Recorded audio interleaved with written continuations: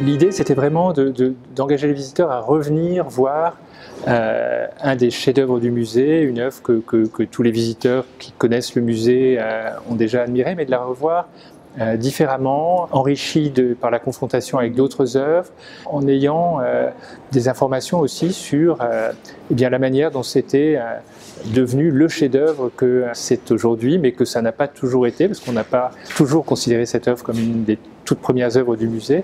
Et c'est donc d'abord de revenir sur l'œuvre qui est conservée chez nous.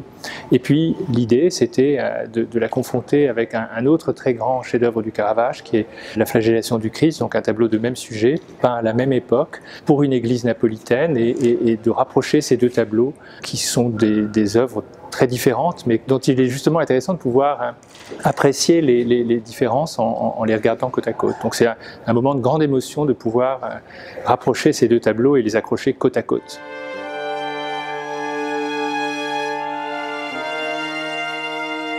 Le tableau de Rouen est acheté en 1955 par un conservateur qui s'appelait Hubert Guillet et qui a réalisé probablement un des plus jolis coups dont puisse rêver un conservateur, parce qu'il a acheté un tableau qui n'était pas un Caravage. Il a acheté un tableau qui était attribué à un autre peintre napolitain, plus tardif, parce qu'il naît en 1613, 3 ans après la mort de Caravage, qui s'appelle Mattia Preti. Et il a acheté ce tableau probablement en ayant la conscience d'avoir affaire à une œuvre de grande qualité, mais sans avoir trop de certitude sur l'identification de son auteur. Et il a fallu plusieurs décennies pour que toute la communauté des spécialistes de Caravage s'accorde sur le fait qu'il s'agissait d'un Caravage absolument authentique et de surcroît un des très très beaux tableaux de l'artiste. Le tableau de Rouen, on sait que c'est très certainement un tableau qui n'a pas été peint pour une église. Le tableau de Naples l'est, il a un cadrage vertical, les personnages sont représentés en pied, c'est un grand format. Ici, on est dans un format plus réduit, avec des personnages qui sont coupés à mi-cuisse, un format horizontal, et ça c'est une typologie de peinture que Caravage a mise au point pendant son séjour à Rome pour des particuliers, pour des galeries de collectionneurs. Et donc on est très clairement en présence d'un tableau qui a été plutôt exécuté pour un contexte profane. Ce qui ne veut pas dire que le tableau ne peut pas servir de support à une méditation religieuse, mais c'est un tableau pour galerie d'amateurs et pas un tableau d'église. Et c'est dans cette typologie d'œuvre que le Caravage, d'une certaine manière, renouvelle le plus radicalement les codes de la peinture d'histoire et de la peinture religieuse notamment. Et là, il le fait d'une façon très extraordinairement inventive, avec cette composition en V, et où la figure du Christ est complètement déportée sur la gauche, avec le visage qui se rapproche véritablement du bord de la toile, et qui paraît comme inspiré par un hors-champ d'où provient la lumière, mais qui est quelque chose qui tranche alors complètement avec les traditions de représentation de cet épisode. Et c'est une composition qui interpelle d'une façon extraordinaire, parce que tout se déroule dans un espace dont nous sommes exclus, tout se déroule en fait latéralement. Le Christ et les bourreaux regardent vers la gauche, mais on a l'impression que le Christ est dans une espèce de dialogue intérieur avec son Père probablement, avec Dieu le Père, tandis que les bourreaux ne voient pas exactement la même chose que lui. Mais tout se passe quand même dans cette direction-là, et ça c'est quelque chose d'une originalité extraordinaire. Un autre élément que je trouve fascinant, c'est qu'il n'a absolument pas caricaturé les figures des bourreaux.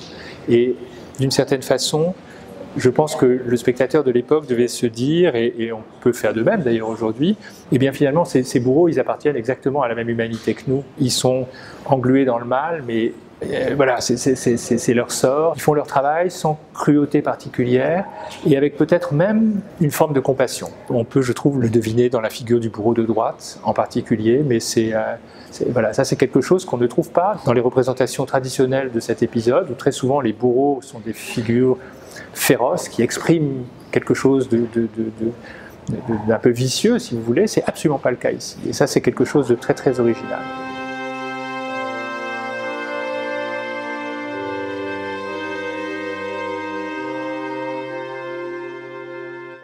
En 2017, on a confié le tableau de Rouen qui ne bouge plus beaucoup. On l'a prêté au C2RMF pour que le Centre de recherche et de restauration des musées de France fasse toute une batterie d'examens.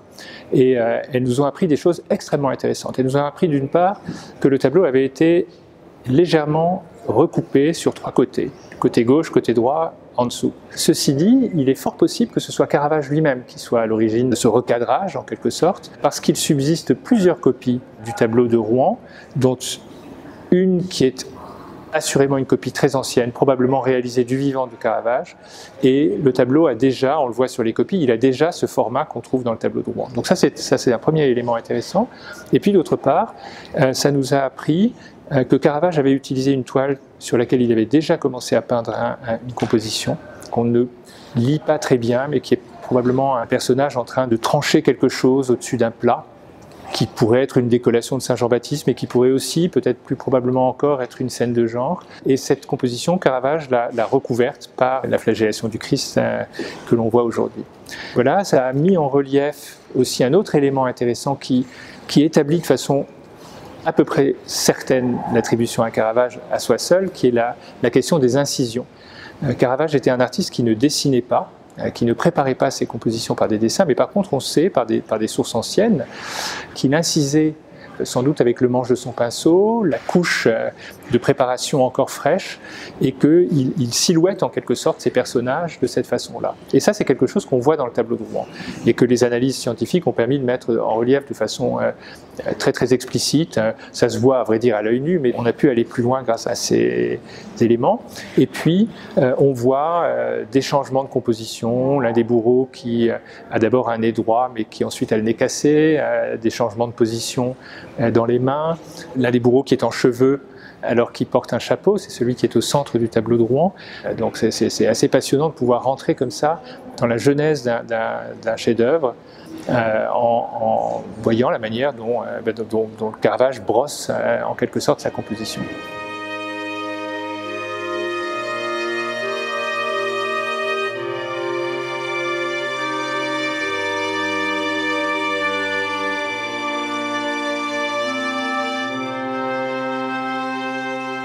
Le tableau de Rouen, il est peint pour un particulier, mais on ne sait pas dans quelles circonstances, on ne sait pas pour qui, on ne sait pas très précisément à quel moment non plus.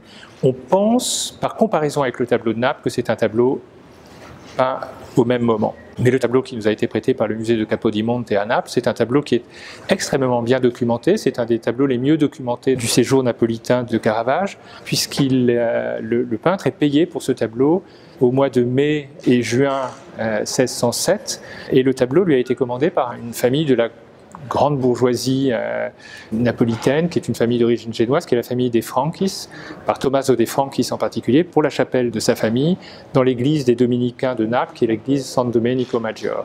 Et donc, le tableau se trouve là depuis le XVIIe siècle, il va y rester jusqu'à la deuxième moitié du XXe siècle, avant d'être transféré au musée de Capodimonte, et c'est un tableau qui est conçu alors sur un modèle de composition complètement différent. Là, on a affaire vraiment à un grand tableau d'autel. Le tableau a été placé d'ailleurs pendant longtemps au-dessus du maître-autel de cette chapelle. Tableau vertical, tableau très centré autour de la figure du Christ et de la colonne massive, même s'il y a un léger décentrement de la figure, c'est un tableau qui est beaucoup plus symétriquement organisé, si vous voulez, que le tableau de Rouen. D'une manière générale, une des choses qui distingue le tableau de Rouen du tableau de Naples, et qui fait l'originalité du tableau de Naples, c'est que le tableau de Naples se réfère à des œuvres que les spectateurs cultivés du début du XVIIe siècle pouvaient reconnaître. En particulier, il s'inspire assez clairement pour la position du Christ et pour la position des bourreaux, dans une moindre mesure, d'une composition très célèbre de Sebastiano del Piombo, peinte à Rome, à fresque, dans l'église de San Pietro in Montorio, et qui était une composition qui elle-même dérivait de modèles de Michel-Ange. Et les modèles de Michel-Ange eux-mêmes se référaient à la statuaire antique et à l'Antiquité classique. Donc il y a toute cette espèce d'emboîtement de références, si vous voulez, très typique de ce tableau, qu'on ne trouve pas dans le tableau de Rouen. Et le personnage du bourreau agenouillé, par exemple à gauche, c'est un personnage qui reprend la figure d'un antique célèbre qui est conservé aux offices, qu'on appelle le rémouleur ou le cite. Et donc il y a tout ce jeu de citations que Caravage a beaucoup pratiqué pendant ces années romaines, qui va moins pratiquer par la suite, mais qu'on trouve encore de façon très, très frappante ici. C'est un tableau somptueux, avec cette espèce de mouvement de torsion de la figure du Christ, qui, selon une formule très très typique du Caravage, est un tableau qui est éclairé par une source de lumière qui est en dehors de la composition, en haut à gauche, qui frappe très fortement les formes, mais qui ne se reflète pas. Donc en fait, ce qui laisse dans l'ombre quantité de formes, la colonne surgit à peine de l'ombre.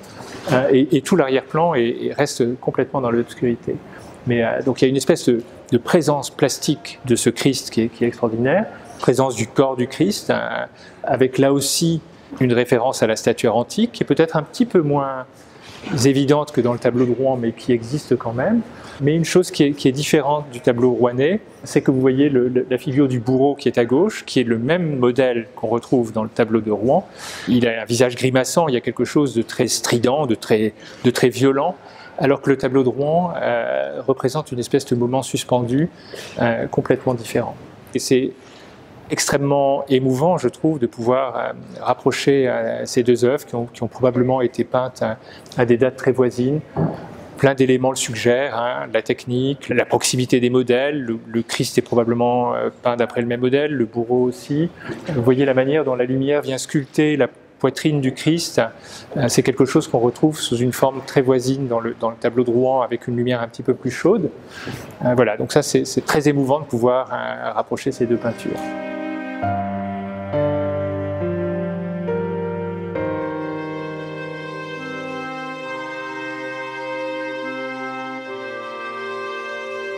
Ça, c'est aussi un très joli prêt que nous avons obtenu pour cette exposition, qui est une sculpture de Baccio Bandinelli, un grand sculpteur florentin de la Renaissance, un grand rival de Michel-Ange, notamment en matière de sculpture, qui s'est un petit peu imaginé toujours comme le grand rival de Michel-Ange, et qui, ici, en 1532, donc on est bien avant Caravage, on est pas loin de 80 ans plus tôt, en 1532, sculpte cette flagellation du Christ pour l'offrir au pape Clément VII et l'offre dans des circonstances un petit peu solennelles à l'occasion d'une rencontre entre Charles Quint et Clément VII à Bologne.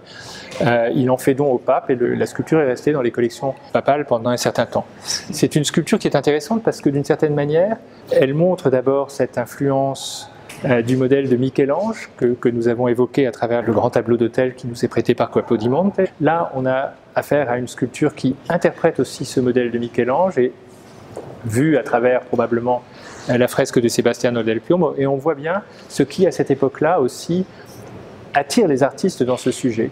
C'est-à-dire que c'est à la fois la représentation d'un moment important de la Passion, mais c'est aussi l'occasion de se confronter à toute une culture visuelle qui est la culture de la statuaire antique. Et là, très clairement, la question de la flagellation du Christ, elle est l'occasion de représenter un buste masculin, puisque le Christ est forcément dénudé au moment de la flagellation. Mais là, on voit bien que le sculpteur a voulu que finalement toutes les figures soient représentées nues ou quasi nues. Et là-dedans, il y a évidemment une volonté de réaliser une œuvre qui se réfère, qui se confronte à la sculpture gréco-romaine, ce qui était évidemment un des grands axes de la Renaissance, cette espèce de confrontation avec l'Antiquité et cette volonté d'égaler les artistes de cette période-là. Alors c'est une sculpture qui est décrite par Vasari dans la vie de Baccio Bandinelli. Vasari, c'est le grand biographe des artistes et le premier historien d'art qui fait paraître ses vies d'artistes en 1550 et 1568. Il décrit très précisément ce bas-relief et il décrit les deux personnages de bourreau comme des ignudi. Les ignudi, c'est le terme qu'on utilise par exemple pour les figures de nus qui sont à la voûte de la chapelle Sixtine. Il montre qu'il est quand même assez doué avec des motifs à l'antique en représentant ici une cuirasse, un casque, un bouclier. Et il arrive à une œuvre qui est à la fois un modèle d'équilibre, d'harmonie dans la composition, de symétrie, de jeu de reflets, etc. Tout ça autour d'une composition très axée, avec un jeu de draperie qui est absolument magnifique, d'un raffinement extraordinaire, qui est une œuvre effectivement très très directement inspirée et de l'Antiquité et de Michel-Ange.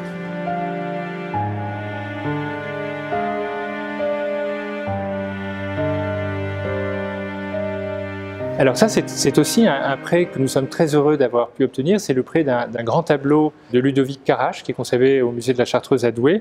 Ludovic Carache, il appartient à une famille de 3 artistes, les Carache, qui ont fonctionné un peu comme une espèce de communauté artistique et qui sont les grands rénovateurs de la peinture juste avant et pendant que Caravage révolutionne l'histoire de l'art de son côté. Et donc c'était particulièrement intéressant de pouvoir rapprocher un membre de cette famille et la peinture du Caravage. Et c'est une œuvre intéressante parce qu'on y voit à l'œuvre tout un tas d'éléments qu'on va trouver dans la peinture du Caravage.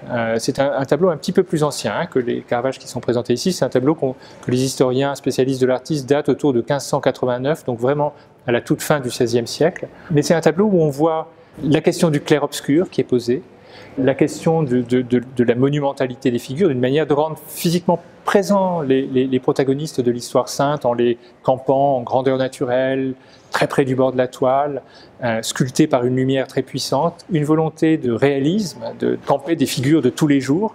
Et en même temps, on arrive à un effet qui est complètement différent de celui du Caravage, d'une certaine manière beaucoup plus violent, beaucoup plus mouvementé, beaucoup plus outrancier dans la représentation de la sauvagerie de la flagellation, mais qui en même temps peut-être n'a pas la concentration qu'on trouve chez Caravage, parce que l'artiste s'est référé à une tradition qu'on trouve déjà à l'époque gothique par exemple, et qui consiste à représenter les personnages mauvais, les incarnations du mal avec des visages de brutes, des expressions grimaçantes, quelque chose de très qui les identifie comme des figures négatives, comme des figures du mal, alors que chez Caravage, on a justement tout à fait l'inverse. Et du coup, on aboutit à un effet dramatique qui est complètement différent, mais c'est un tableau qui est absolument magnifique, très original aussi par la représentation de ce Christ de profil. Là aussi, Ludovic Carasch s'est complètement écarté de la tradition des flagellations telle que Michel-Ange avait pu la fonder d'une certaine manière, et où le Christ est toujours une figure frontale qui a des mouvements de déhanché, voilà, mais qui reste malgré tout frontale. Là, on a une figure complètement vue de profil, mais qui n'est absolument pas idéalisée. Puisque le corps du Christ dans la flagellation, ça c'est un élément important, c'est que c'est à la fois un corps torturé, mais c'est aussi un corps divin, c'est aussi le Fils de Dieu. Donc généralement, on l'a représenté en exaltant cette divinité à travers la beauté et la puissance de son corps. Et c'est ce dont Ludovic Carasch s'écarte complètement dans ce tableau, ce qui le rend extrêmement original.